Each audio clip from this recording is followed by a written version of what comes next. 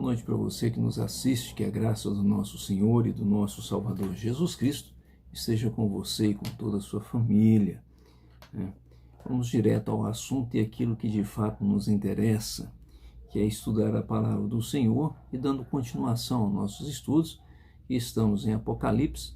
Hoje nós faremos a exposição bem prática, bem direta de Apocalipse, capítulo 13. Acompanhe comigo. Leitura do capítulo 13, então, de Apocalipse, que diz assim: Vi emergir do mar uma besta que tinha 10 chifres e 7 cabeças, e sobre os 10 chifres 10 diademas, e sobre as cabeças nome de blasfêmia. A besta que vi era semelhante a leopardo, com pés como de urso e boca como de leão. E deu-lhe o dragão o seu poder, o seu trono e grande autoridade. Então vi uma de suas cabeças que como golpeada de morte, mas essa ferida mortal foi curada, e toda a terra se maravilhou, seguindo a besta. E adoraram o dragão, porque deu a sua autoridade à besta. Também adoraram a besta, dizendo: Quem é semelhante à besta? Quem pode pelejar contra ela? Foi-lhe dada uma boca que proferia arrogância e blasfêmias, e autoridade para agir 42 meses. E abriu a boca em blasfêmia contra Deus, para lhe difamar o nome e difamar o tabernáculo, a saber, os que habitam no céu. Foi-lhe dado também que pelejasse contra os santos e os vencesse. Deu-se-lhe ainda autoridade sobre cada tribo, povo, língua e nação. E adorá-la-ão todos os que habitam sobre a terra, aqueles cujos nomes não foram escritos no livro da vida do Cordeiro, que foi morto desde a fundação do mundo. Se alguém tem ouvidos, ouça. Se alguém leva para o cativeiro vai. Se alguém matar a espada, necessário é que seja morto a espada. Aqui está a perseverança e a fidelidade dos santos.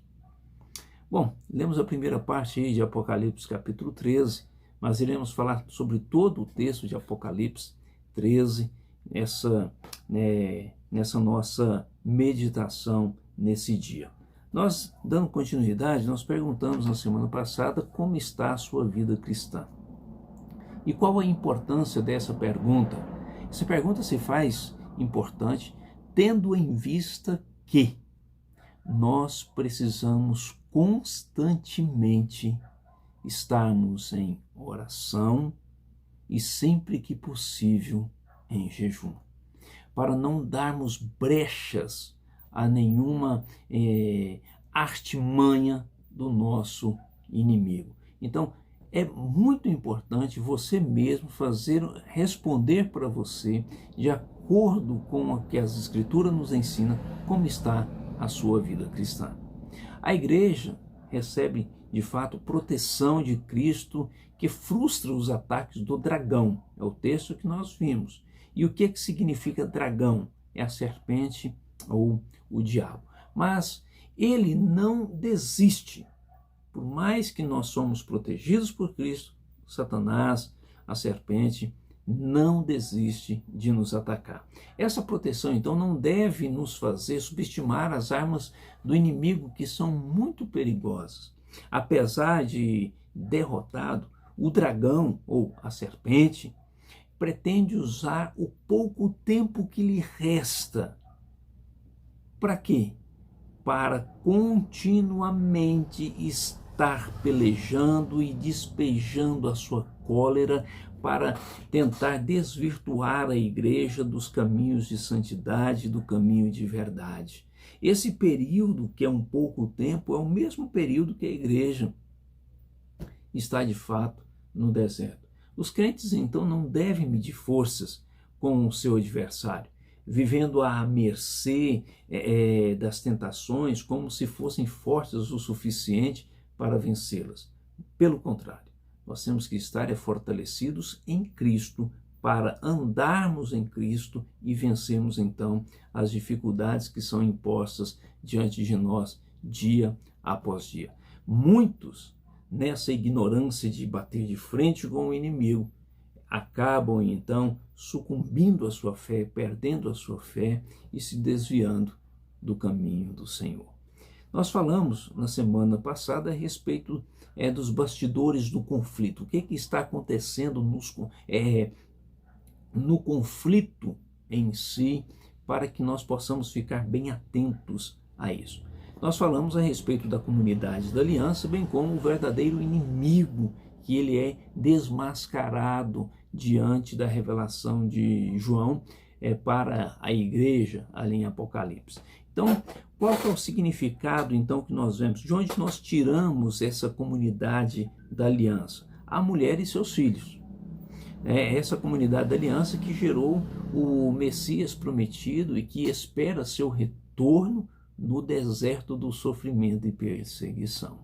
Não vem achar que nós não iremos passar por momentos difíceis, porque a igreja passará por momentos difíceis, mas aqueles que permanecerem fiéis até o fim receberão a glória, porque o Messias prometido voltará para buscar a sua igreja. Nós também vimos a respeito do dragão, que é o personagem das batalhas celestiais, da batalha espiritual que acontece em todo o tempo da história, durante o nascimento da igreja. Então o dragão representa a força espiritual maligna por detrás de cada reino ímpio que persegue o povo de Deus desde o Éden.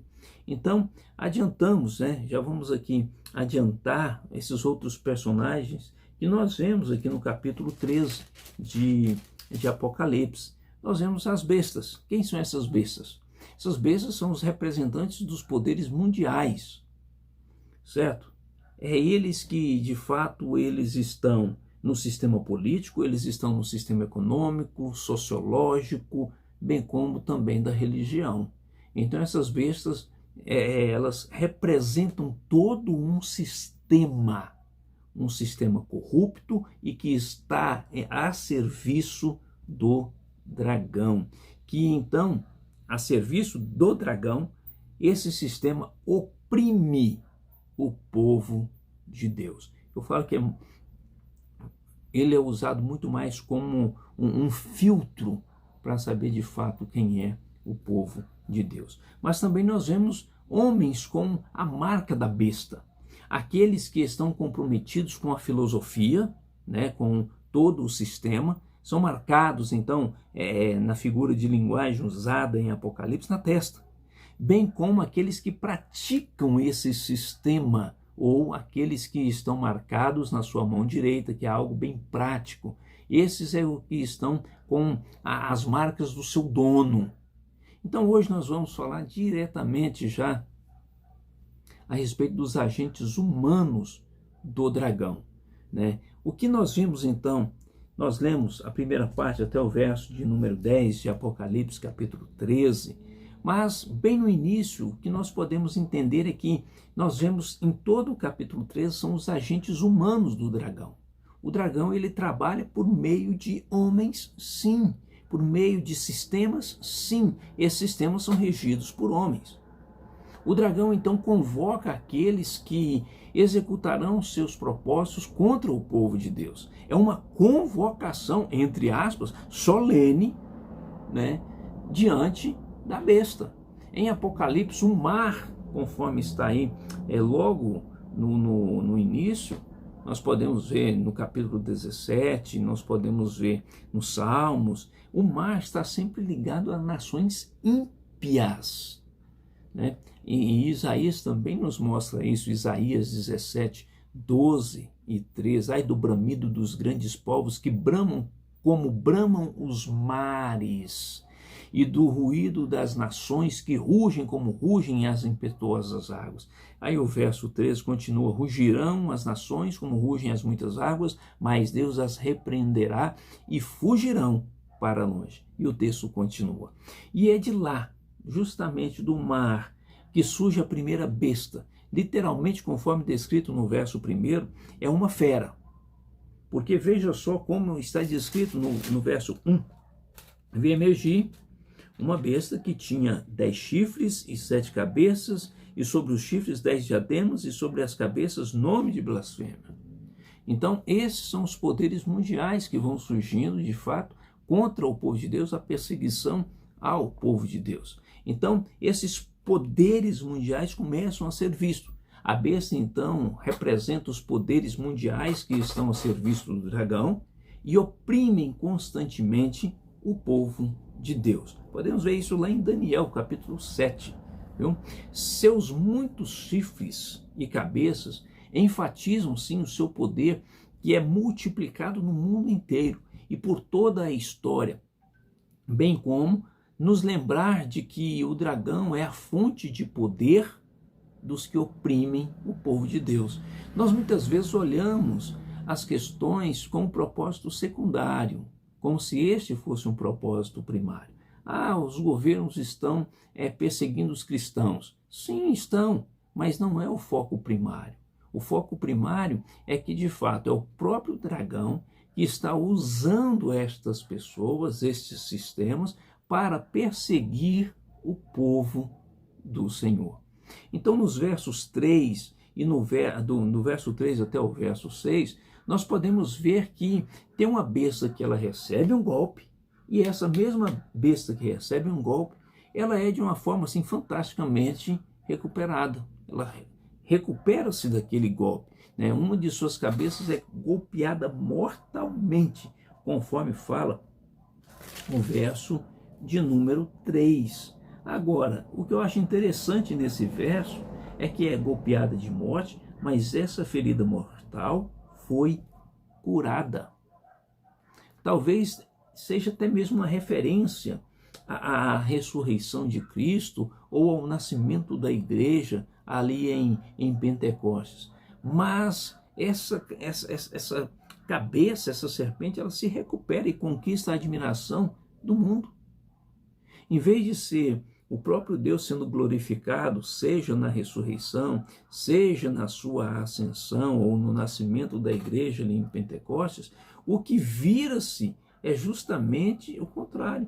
Essa besta que, entre aspas, ela é curada daquele golpe que ela sofre, então ela começa a regimentar, a criar um exército de seguidores para o dragão e blasfema constantemente contra Deus e contra o seu povo. Versos de 3 até o verso de número 6.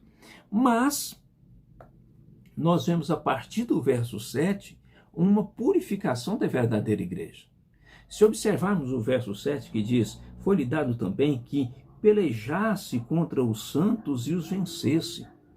Olha só, o início do verso diz justamente: foi-lhe dado, foi-lhe permitido, foi-lhe concedido um sucesso da besta. Agora, o que surge disso é que nós podemos entender que a besta está sempre debaixo do poder soberano de Deus. Nada acontece se Deus não lhe permitir, se Deus não lhe der. Foi-lhe dado. Ele não tem poder. Foi dado a ele um poder. Então essa besta age sobre todos os povos ao ponto de derrotar quem? Entre aspas, os santos, membros de igreja, membros nominais de igreja que se acham cristãos, mas verdadeiramente não são cristãos. Verdadeiramente eles não obedecem a Cristo e a sua palavra. Então eles começam a obedecer justamente às bestas, ou os instrumentos do dragão para a perseguição do povo de Deus. É interessante isso, porque essa é uma atividade demoníaca que está debaixo da soberania, da determinação soberana de Deus. E, portanto, aqueles que têm seus nomes escritos no livro da vida do Cordeiro, esses sim estão seguros, conforme o verso 8. Né? E adorá-la-ão todos os que habitam sobre a terra. Adorarão a besta, é o dragão. Aqueles cujos nomes não foram escritos no livro da vida do Cordeiro. Então, aqueles que já têm o seu nome escrito, tranquilamente. Mas há muitos que, de fato, acham cristãos, mas não são. Olha só o perigo que muitos de nós estamos correndo, de repente, não tendo essa convicção e essa certeza da salvação em Cristo Jesus, Ele como nosso único Salvador e Senhor, aquele que fala e a igreja obedece. Muitas vezes nós queremos um Salvador, mas nós não queremos um Senhor. Pois bem, então é nesse momento que nós podemos ver a partir do verso de número 9, bem como o verso de número 10, que será uma longa batalha e uma batalha que a igreja necessita estar em constante perseverança, porque estarão coisas diante da igreja que parecerão ser verdadeiramente feitas pelo Senhor. Justamente por essa batalha, então, ser travada ao longo de toda a história da igreja, não apenas dos nossos dias, mas ao longo de toda a história, os crentes de todos os tempos devem, então, atender à mensagem profética dos versos 9 e do verso 10. Devem saber que serão presos, veja só o verso de número 10, se alguém leva para cativeiro vai. Deve saber que serão mortos. A continuação do verso 10, se alguém matar a espada, necessário é que seja morto a espada. E que precisarão perseverar. Aqui está a perseverança e a fidelidade dos santos. Não será fácil, mas o Senhor estará com os seus. Essa é algo que nós devemos sempre crer, que o Senhor é quem é o dono da vingança, é o Senhor que irá vingar pela a igreja. Dos versos 11 até o verso de número 15, nós vemos que a besta que engana para exaltar, uma segunda besta que engana para exaltar a primeira besta, né? João então vê outra besta agora saindo da terra com aparência e palavras enganadoras. Então ela tem aparência, não só a aparência, mas também as palavras são enganadoras, conforme o verso de número 11. Ela fala pelo dragão e faz uso dos poderes da besta do mar, tanto para realizar, e olha que interessante o verso de número 13, fala que operará grandes sinais, tanto então para realizar grandes sinais, como também para descer fogo dos céus. É como se as pessoas forem ver e aí vão falar assim, esse verdadeiramente é o Senhor. Porque olha só, eu estou vendo grandes sinais, eu estou vendo fogo descendo do céu. Só que não será verdadeiramente o Senhor. Seu objetivo então é exaltar a primeira besta e a sua admirável recuperação perante o mundo. O mundo já estará batendo palmas para essa besta, porque ela foi curada. E agora vem uma segunda besta e ainda a exalta mais ainda. E para isso faz uma imagem dela, que não somente fala, versos 12, 13, 14 e 15, ela não somente fala, mas ainda mata os que não a adoram. Deuteronômio capítulo 3, versos 1 e verso 6, né? Aliás, Daniel capítulo 3, verso 1 e verso 6, nos leva nesse caminho. E aí nós vemos aí nos últimos versos, nos versos 16 até o verso de número 18, a marca do dono. E por que a marca do dono? Olha só, a segunda besta, então, obriga as pessoas a receberem uma marca na sua mão direita. Qual que é a marca na sua mão direita? É a prática, você praticar aquilo que o sistema quer que você pratique, né? Mas não somente na mão direita, que é praticar, mas também na testa. O que vai ter na testa? Simboliza uma filosofia na sua mente, é uma filosofia, um sistema diferente, de fato, daquilo que o Senhor nos ensina. Então leva a uma filosofia e uma prática completamente divergentes daquilo que o Senhor nos ensina, sem a qual não podem comprar e nem vender. Aí o povo vai entrar em desespero, porque não terá condições de comprar, não terá condições de vender, e se venderão à besta. João acrescenta que a marca, então, é o nome ou o número da besta. porque é número de homem, não é um número celestial, é um número de homem, que nós vamos entender o que seja isso. Ou seja, a qual marca é humana, ainda que esteja a serviço de Satanás, conforme o verso de número 18. Então, é melhor interpretar esse número que é descrito aí como 666 simbolicamente, porque é um triplo 6 que indica uma trindade demoníaca que jamais chegará à plenitude, né, que é simbolizado pelo número 7, ou a completude. Nós falamos isso lá no início dos nossos estudos em Apocalipse. Então essa marca é uma paródia. Você já ouviu o que é paródia, né? Paródia é uma música muito famosa e de repente alguém cria uma música em cima daquela e uma visão mais cômica das coisas. Então essa marca 666 é uma paródia do selamento dos santos e significa compromisso com a filosofia, né, que atesta o pensamento, bem como as suas práticas, que é a marca em sua mão direita. Por que é uma paródia? Porque lá em Deuteronômio, capítulo 6, versos 6, 7 e 8, mostra que aqueles que são do Senhor, eles também terão uma marca. Veja só, diz assim a palavra: essas palavras que hoje te ordeno estarão no teu coração. Tu as inculcarás a teus filhos, e delas falarás assentado em tua casa, e andando pelo caminho, e ao deitar-te, e ao levantar-te. Então, os pais têm uma obrigação de ensinar os seus filhos, de ensinar a sua família constantemente a palavra do Senhor. Quem é o Senhor nosso Deus? Verso de número 8 de Deuteronômio 6. Também as atarás como um sinal na tua mão, e te serão por frontal entre os olhos. Ou seja, a marca daqueles que são do Senhor é uma prática de acordo com esse ensinamento que nós damos aos filhos, que é de fato um ensinamento bíblico. Nós teremos essa marca na nossa prática de vida.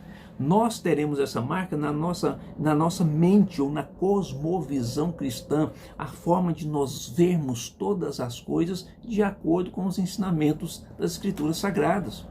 É isso que o Senhor está nos ensinando, e por isso é uma paródia, porque a verdade é essa marca de Deuteronômio capítulo 6, versos 6 a 8, que deverá estar sempre marcando naqueles que são do Senhor, vivem pelo Senhor, são salvos pelo Senhor e obedecem ao Senhor.